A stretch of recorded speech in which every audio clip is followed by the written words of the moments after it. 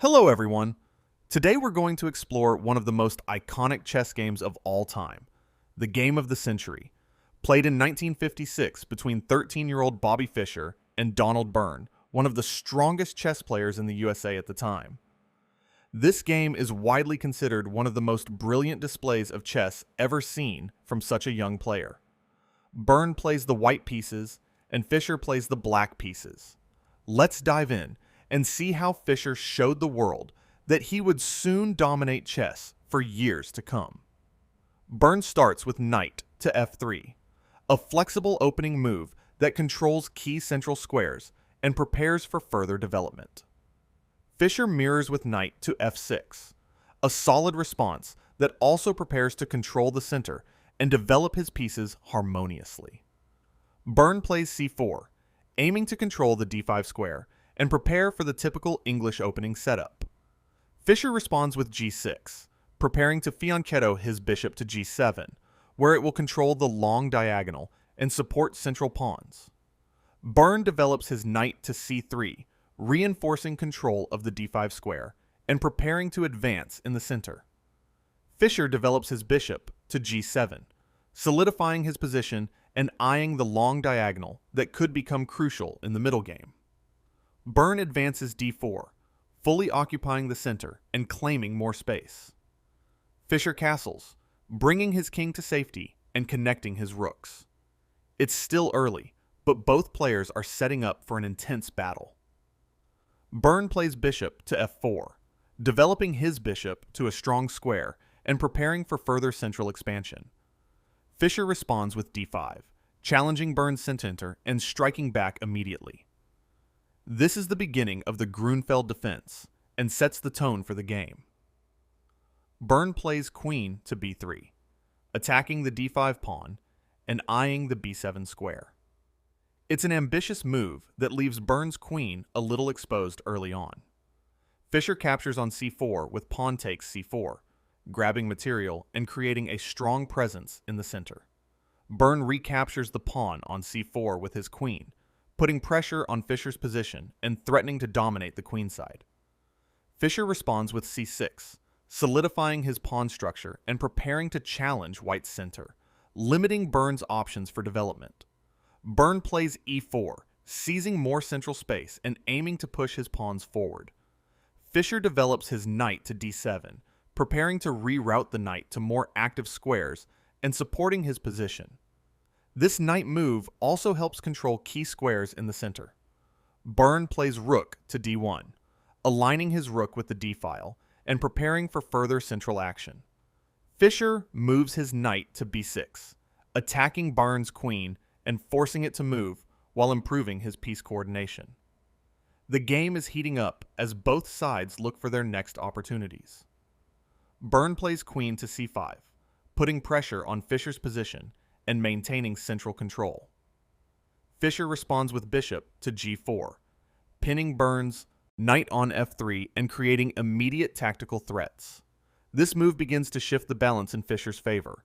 Byrne plays bishop to g5, pinning Fischer's knight on f6 to the queen and trying to gain more control of the position. But Fischer's genius shines through with knight to a4, forcing Byrne's queen to retreat and initiating a brilliant tactical sequence that will soon turn the tables on Byrne. This move is a textbook example of the tactical fireworks Fischer is about to unleash. Byrne retreats his queen to a3, avoiding the knight's harassment, but moving to a less active square. Fischer then plays knight captures on c3, eliminating one of White's key defenders and opening up tactical possibilities in the center. The pressure is building. Byrne captures on c3 with his b-pawn, accepting doubled pawns but maintaining material balance. Fischer follows up by capturing the e4 pawn with knight takes e4, winning material and activating his knight to a powerful central square. Byrne's position is starting to crack under the pressure. Byrne captures the e7 pawn with bishop takes e7, winning a pawn but allowing Fischer to activate his pieces further.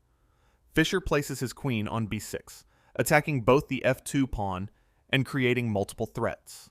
This is where Fischer starts to really dominate, and Byrne is already struggling to defend. Byrne plays bishop to c4, attacking the f7 square and trying to maintain some initiative with active piece play. But Fischer continues his tactical brilliance by playing knight captures on c3, removing another defender and undermining Byrne's position even further.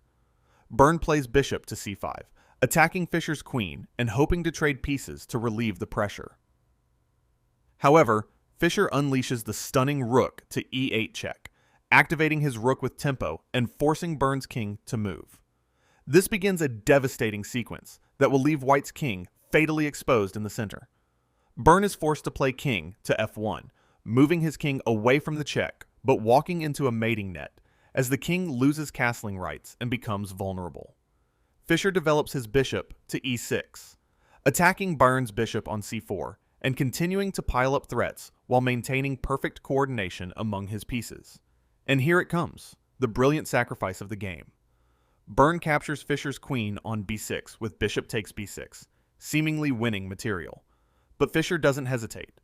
He recaptures with bishop takes c4 check, forcing the king to move again while maintaining his devastating attack. At first glance, it seems like Fischer is losing his queen, but this move opens up an unstoppable attack, and Byrne now realizes that he's in deep trouble. Byrne moves his king to g1, trying to escape toward the corner and find safety. Fischer plays the brilliant knight to e2 check, continuing to harass the king and demonstrating extraordinary calculation for a 13-year-old. Byrne retreats his king to f1, moving back toward the center as his options dwindle. Fischer captures on d4 with knight takes d4 check, winning the central pawn while maintaining check and keeping White's king under relentless pressure. Byrne plays king to g1, escaping the check but remaining in grave danger. Fischer gives another check with knight to e2 check, repeating the position momentarily while maintaining complete control. Byrne moves king to f1 once more, trapped in a cycle of defensive moves with no constructive plan.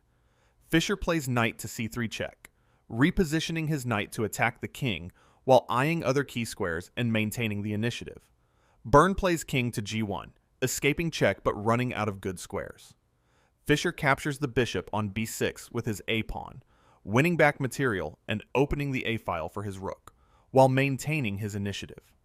Now, Fischer has both a material advantage and a superior position. Byrne desperately tries queen to b4, attempting to create counterplay and threaten Fischer's pieces. Fischer activates his rook to a4, attacking Byrne's queen and forcing it to move, while bringing his last piece into the attack with devastating effect. Byrne captures on b6 with queen takes b6, trying to trade pieces and relieve pressure. Fischer captures the rook on d1 with knight takes d1, winning the exchange and maintaining a decisive material advantage, while his pieces dominate the board. Byrne plays pawn to h3, creating luft for his king and trying to avoid back rank tactics, though his position is already beyond repair. Fischer captures on a2 with rook takes a2, winning another pawn and continuing to accumulate material. Byrne moves king to h2, evacuating the back rank and trying to activate his king. Fischer captures on f2 with knight takes f2, winning another pawn and threatening to penetrate further into White's position. Byrne plays rook to e1, activating his last piece and trying to create some activity. Fischer captures the rook with rook takes e1, eliminating White's last active piece and simplifying into a completely winning endgame. Byrne plays queen to d8 check, giving a desperate check and trying to create complications. Fischer blocks with bishop to f8, calmly defending while maintaining his extra material. Byrne captures on e1 with knight takes e1, recapturing the rook. Fischer centralizes his bishop to d5, placing it on a dominant square and controlling key central squares. Byrne develops his knight to f3, trying to activate the piece. Fischer advances his knight to e4, centralizing the knight and preparing to support the final attack. Byrne plays queen to b8, moving to the back rank in a desperate attempt to create threats. Fischer pushes pawn to b5, advancing his passed pawn and restricting White's pieces. Byrne plays pawn to h4, creating space on the king side, but making no difference to the outcome. Fischer responds with pawn to h5, preventing any white pawn advances and maintaining control. Byrne plays knight to e5, trying to blockade Fischer's pawns. Fischer moves king to g7, improving his king's position and preparing to support his advancing pawns. Byrne moves king to g1, trying to centralize his king. Fischer plays the powerful bishop to c5 check, giving check and forcing white's king back. Byrne plays king to f1, escaping the check. Fischer delivers knight to g3 check, another forcing move that pushes white's king further into danger. Byrne retreats his king to e1, trying to escape toward the center, but walking into Fischer's mating net. Fischer plays bishop to b4 check, continuing to give check and restricting the king's options. Byrne moves king to d1, to e1, forced to move toward the queen side as his options narrow. Fischer gives another devastating check with bishop to b3 check, further restricting the king and preparing the final mating sequence. Byrne plays king to c1, moving the king to the corner as his position collapses. Fischer delivers knight to e2 check, forcing the king further into the corner and setting up the beautiful checkmate. Byrne is forced to play king to b1, moving into an even more confined space as Fischer's pieces close in for the kill. Fischer plays knight to c3 check, giving yet another check and preparing the final blow. Byrne plays king to c1, the only legal move, returning the king to its previous square as all escape routes are sealed. Fischer delivers the final blow with rook to c2 checkmate, placing the rook on the second rank and delivering checkmate with perfect coordination between rook, knight, and bishop. What an astonishing game! Bobby Fischer, at just 13 years old, demonstrated brilliance that would go on to define his legendary career. The sacrifices, tactical motifs, and positional understanding were all on full display. This game truly earned its title as the game of the century. Thanks for watching. If you enjoyed this game, don't forget to like, subscribe, and let me know in the comments your favorite moment from this masterpiece.